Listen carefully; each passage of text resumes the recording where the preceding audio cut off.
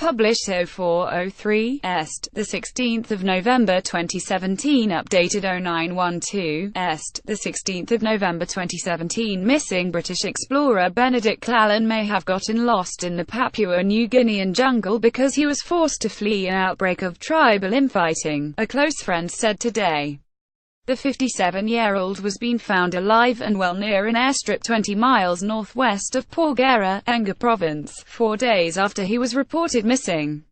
After hearing word that the father of the boy had been spotted, his wife Lenka, 35, told the Mail, "It is such a relief. I'm so happy. It's amazing.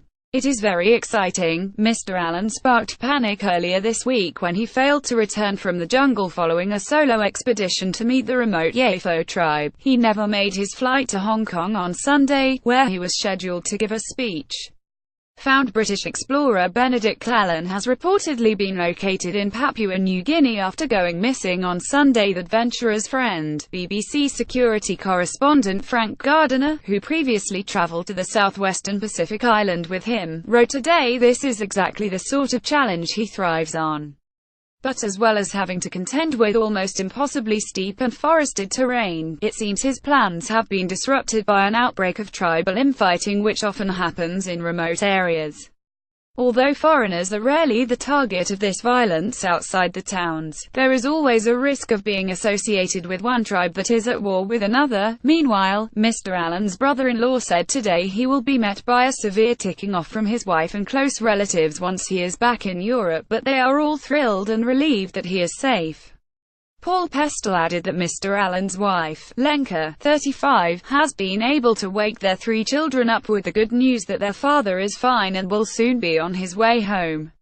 Reports the BBC's Frank Gardner, pictured with Mr. Allen, said tribal chiefs in the area where he had gone missing has found the explorer near an airstrip located. The 57-year-old was found near an airstrip 20 miles northwest of Porgera, Enga Province, and a rescue operation is now in motion. The Yafo is thought to be one of the last people on Earth to have no contact with the outside world.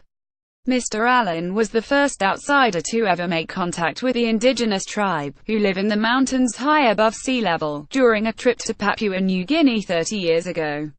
Large areas of New Guinea are still unexplored due to extensive forestation and mountainous terrain, and there are several known tribes with very limited contact with the modern world. The Yafo is one of them.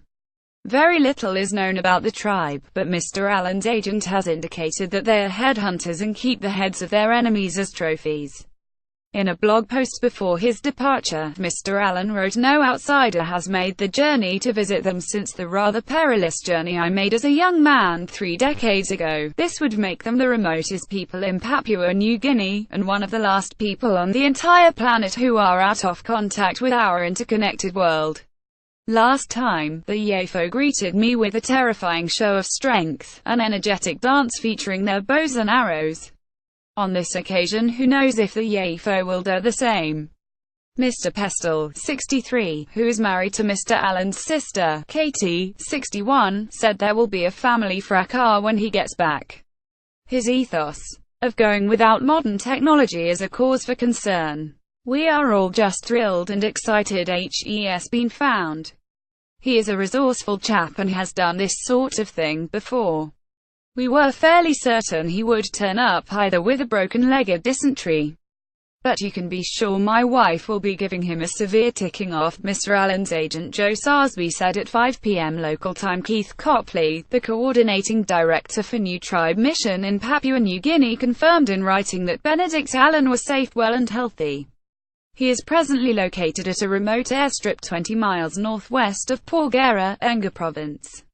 Confirmation on exact location coordinates are now being confirmed in order to arrange evacuation as soon as possible. Speaking to The Sun, Mr. Copley said it will take at least a couple of days for Mr. Allen to get to a point where he can be rescued. "The problem we have is that communication is really bad, so I can't physically speak to him, so the locals he is with are trekking 2 hours to make calls to me. For the moment he is in the best place possible. I know the area where he is very well and I know the hut where he is staying.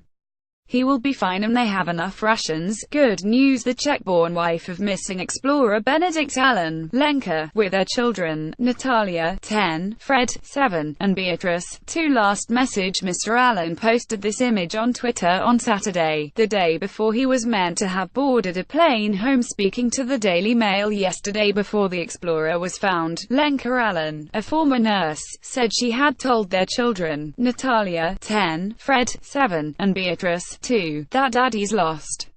She added, the little one, Beatrice, is always saying daddy and SHES, trying to telephone him on my mobile, looking at his photo on the screen. They all sense the tension in the flat and they're worried deep down. The couple recently moved from their home in Richmond, southwest London, to spend a year living in Prague, where Mrs. Allen has been anxiously awaiting news of her husband from the other side of the world. Mrs. Allen explained that while her husband has got lost several times in previous expeditions, he has not done anything reckless since settling down and having children. He has been so careful since I married him. He hasn't done anything this scary and slightly reckless. It's the first time that he has gone on his own, she said. He hasn't really shared his plans with me either, or with anyone else, so we don't really know the route he was taking on the way back. It's really scary. That helps done this. Lenka, with the couple's 2 eldest children, 10-year-old Natalia and 7-year-old Freddie. Suppose I should have asked for more details, but he just made it like it's all safe before he went off.